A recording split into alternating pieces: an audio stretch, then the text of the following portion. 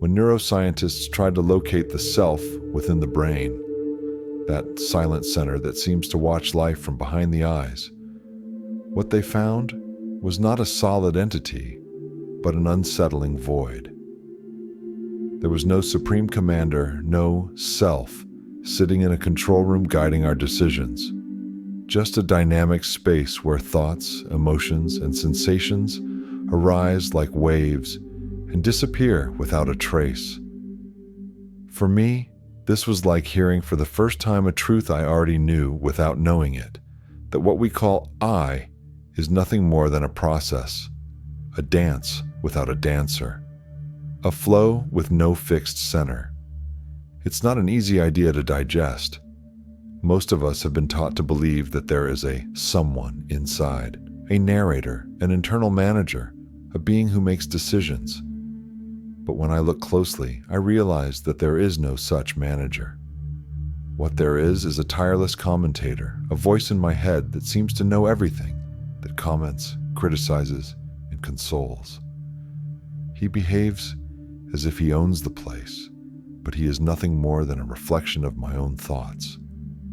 He narrates my life as if he were writing a compulsive diary, judging every action, cataloging every emotion, trying to make sense of everything with urgency. For a long time, I confused this inner commentator with my true self.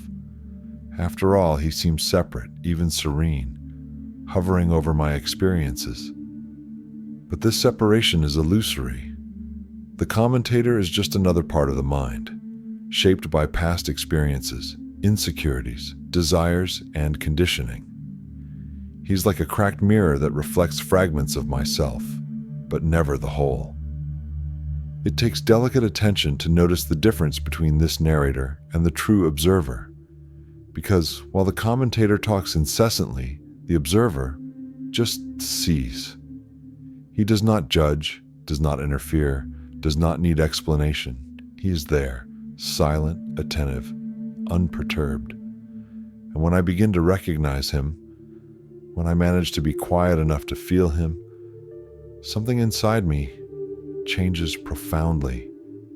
It's like coming out of a storm and realizing that the sky has always been there, clear and serene, waiting for me. It is in this silence that I begin to remember who I really am. The reason so many people confuse the inner commentator with the real self is simple. It sounds like a wise, distant, even protective presence. Its voice seems to come from somewhere deeper, as if above the everyday confusion. But this feeling is just an illusion produced by habit. The true observer is even more subtle. He doesn't speak, doesn't think, has no interest in controlling. He just observes, like the sky watching effortlessly as the clouds pass by. And unlike the commentator, who reacts and judges, the observer never gets involved. He sees the commentator too. He sees his games, his doubts, his fears, and his momentary certainties. And the most curious thing is that he does not try to silence him or correct him. He just welcomes him with the same serenity with which he welcomes a ray of sunshine or distant thunder. Over time, through meditation or moments of complete presence, I began to realize something that destabilized all the certainties I had about myself. The observer was not mine. It didn't belong to me the way I thought it did. It was impersonal, universal, the same thing that observes through the eyes of those I love, those I despise, a monk in the Himalayas, and an executive stuck in traffic. The only difference is in the thoughts that pass, the emotions that vibrate, and the stories that each mind tells.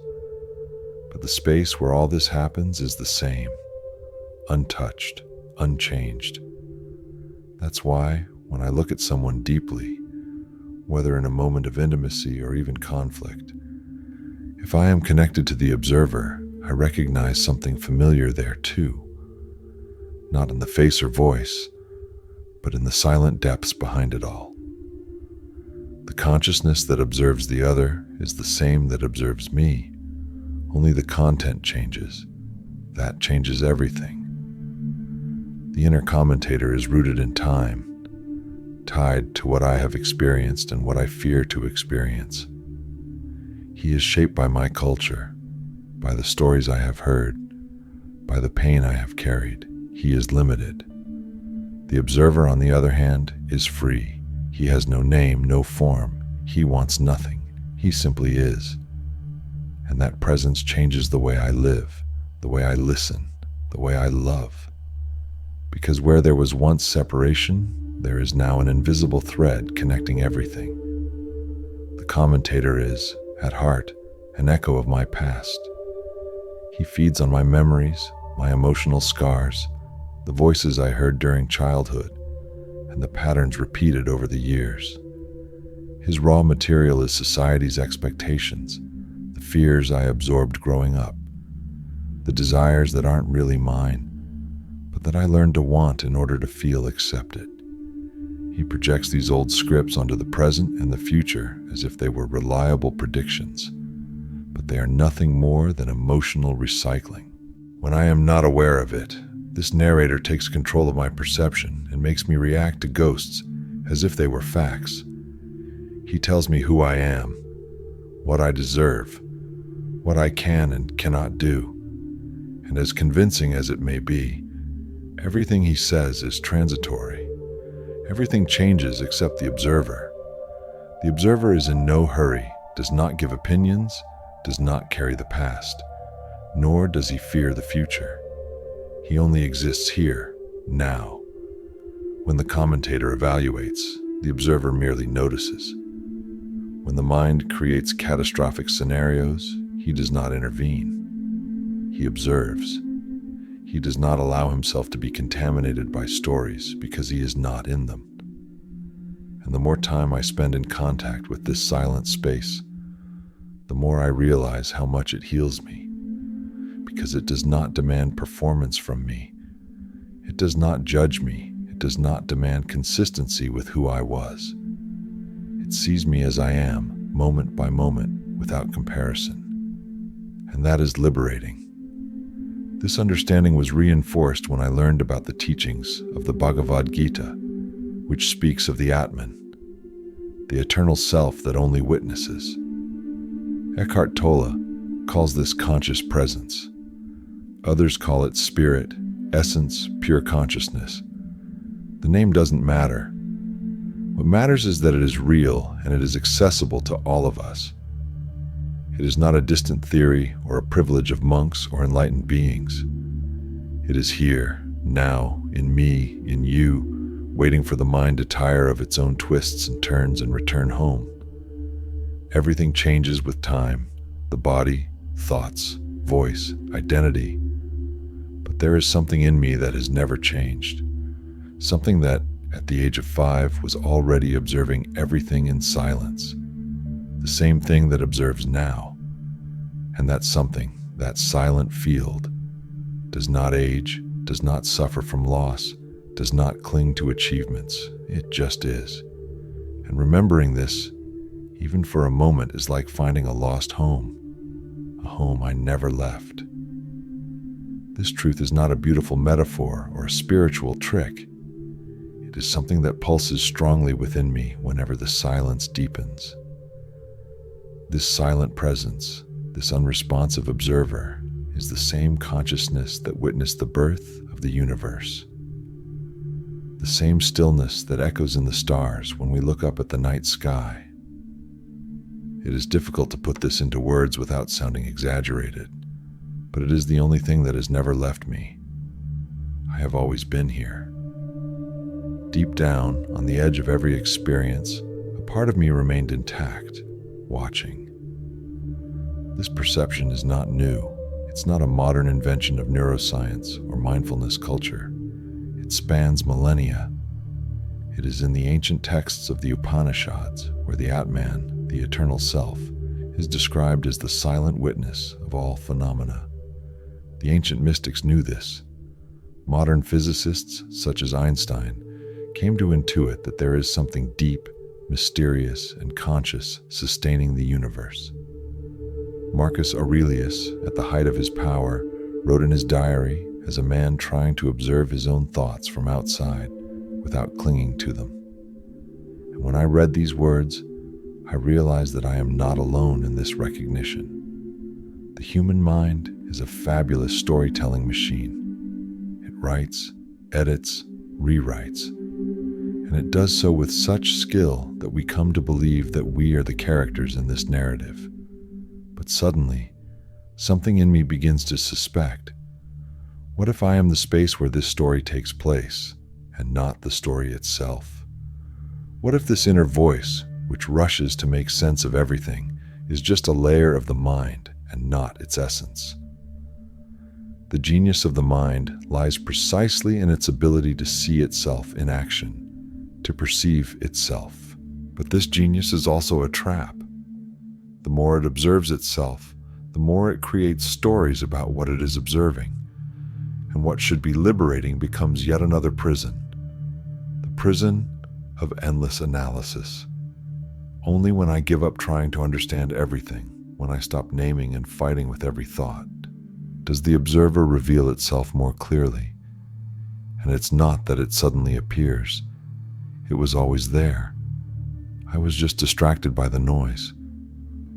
What remains then is a peace that does not depend on answers, a presence that needs no justification, a consciousness that merely witnesses, like the sky silently watching the clouds pass by. There's a principle in engineering called a feedback system, used to allow machines to adjust themselves, correcting their course based on their own mistakes. This is fascinating because the human mind does something similar. It observes your thoughts, identifies patterns, and tries to change behaviors based on consequences. But the problem is that this system is not always reliable.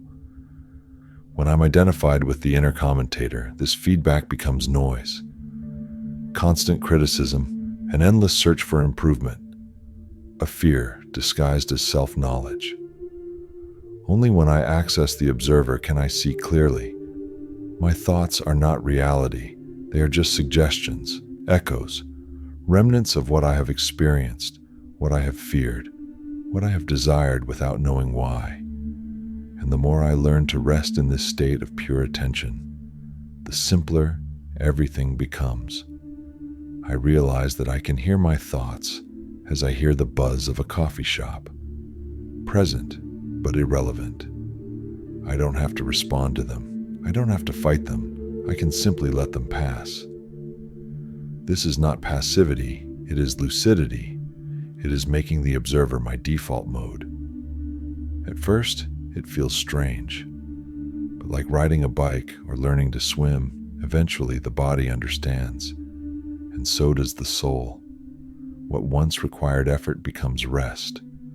What once seemed complex becomes natural. Silence, once uncomfortable, becomes home. The truth is that many of us have been conditioned to flee from silence as if it revealed something too dangerous. Resting seems almost like a mistake. And yet I see cats doing it gracefully. Dogs, birds, even trees in their stillness convey a wisdom that escapes us.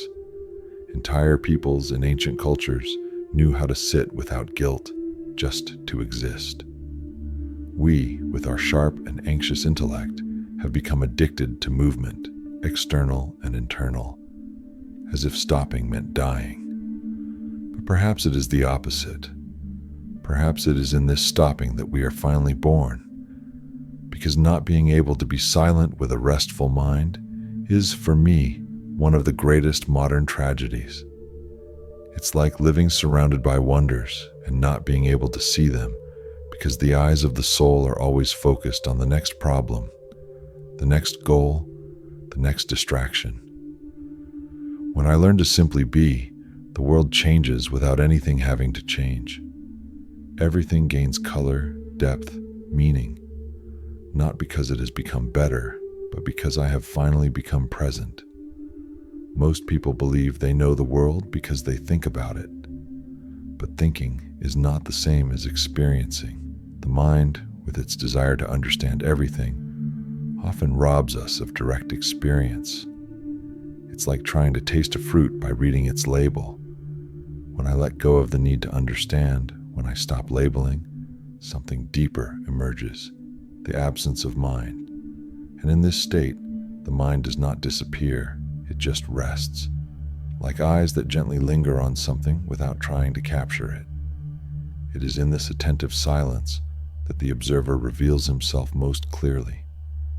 The beauty of this is that it requires no effort to access. You don't have to sit in the lotus position or memorize spiritual phrases. It is present as I walk, as I breathe, as I look at someone I love. In Buddhism, even these simple actions, walking, lying down, sitting, standing, are called dignities, because they are expressions of conscious presence in the human body. And that makes me wonder, how much of my life have I really lived awake? How much time have I spent just being the commentator, analyzing, criticizing, trying to fix everything, when in fact all I was missing was just being? The mind fears silence because it believes that emptiness is dangerous. But emptiness is not the end. It is the beginning. It is the womb from which all thoughts, all forms, even time itself arise. When I surrender to this space, when I don't fight it or try to capture it, I feel something different. It is not an emotion nor a thought. It is a nameless presence, an ancient memory that, in essence, I have never been separate from anything. And perhaps that is true freedom. Not having to define myself, not having to protect myself, not having to understand everything. Just being. Now that you've come this far, I want to ask you, are you the commentator or the observer? Write in the comments which of these two you identify with most.